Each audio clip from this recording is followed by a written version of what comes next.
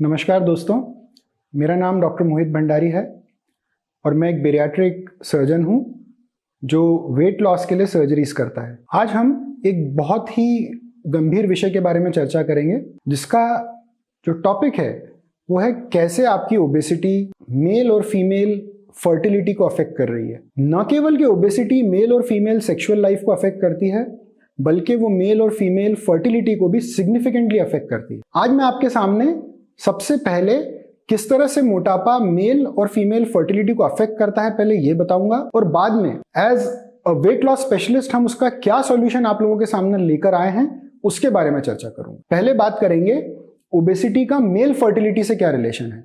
दोस्तों, सबसे इंपॉर्टेंट बात यह है कि जब भी कोई ओबीज या ऐसा व्यक्ति जिसको बहुत ज्यादा मोटापा है वो हमारे सामने आता है तो जो गंभीर समस्या उसके साथ रहती है वो रहती है इंसुलिन रेजिस्टेंस। जो भी चर्बी रहती है वो इंसुलिन जो एक हार्मोन है उसको बराबर से काम नहीं करने देती। इस इंसुलिन रेजिस्टेंस के कारण बहुत सारी गंभीर बीमारियां तो होती है, साथ में आदमी की फर्टिलिटी भी अफेक्ट होती है। पुरुषों में जिस तरह से फर्टिलिटी अफेक्ट होती है उसका सबसे इंपॉर्टेंट कारण होता है स्पर्म काउंट, यानी शुक्राणुओं का काउंट कम हो जाना। न केवल कि ये स्पर्म काउंट को अफेक्ट करती है बल्कि स्पर्म मोटिलिटी को भी ये बुरी तरीके से अफेक्ट करती है।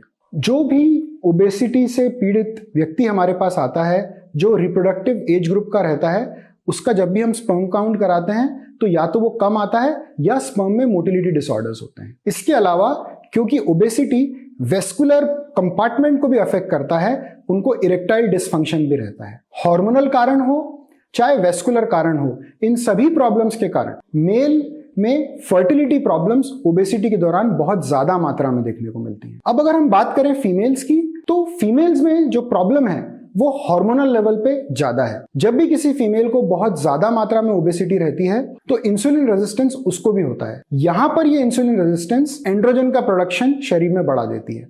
सिंपल भाषा में बोलूं तो एंड्रोजन्स जो हार्मोन्स रहते हैं वो मेल टाइप के हार्मोन्स रहते हैं जो महिलाओं में मोटापे के कारण बढ़ जाते हैं। इसीलिए आप महिलाओं में देखेंगे कि उनको शरीर पे अनचाही जगह बाल आना चालू हो जाते हैं जिसको हम हिर्सुटिज्म बोलते हैं।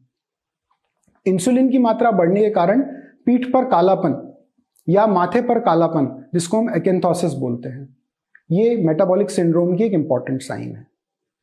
इसके अलावा ईस्ट्रोजन प्रोजेस्टेरॉन के बीच जो दो बहुत ही इंपॉर्टेंट हार्मोन्स हैं मेंस्ट्रुअल साइकिल को रेगुलेट करने के लिए, उनके बीच बहुत जो बैलेंस होता है वो पूरा डिस्टर्ब हो जाता है। अब जब ये सब समस्याएं महिला के शरीर में चल रही है तो न केवल के मेंस्ट्रुअल साइकिल अफेक्ट होती है बल्कि ओव्यूलेशन भी अफेक्ट होता है, और इसके कारण जो ओवम है या जो अंडा है वो बनता है उसकी क्वालिटी बहुत ही पुअर होती है और ये इनफर्टिलिटी का मुख्य कारण होता है। अगर हम बहुत डिटेल में इसको न भी देखें तो सिंपल भाषा में हम ये कह सकते हैं कि ovulation defects because of obesity या ओबेसिटी के कारण आ जाते हैं, और न केवल के मेंस्ट्रुअल साइकिल डिस्टर्ब रहती है बल्कि प्रॉपरली अगर ओव्यूलेशन नहीं होगा तो पुअर क्वालिटी ऑफ एग के कारण अच्छा एम्ब्रियो नहीं बन पाता या और दूसरी समस्याएं हो जाती हैं। अब इसका सॉल्यूशन क्या है? जब हम दोनों पुरुष और महिलाओं में रिसर्च करेंगे और पुराने पब्लिकेशंस को देखेंगे, पुराने जो शोध हुए हैं उनको स्टडी करेंगे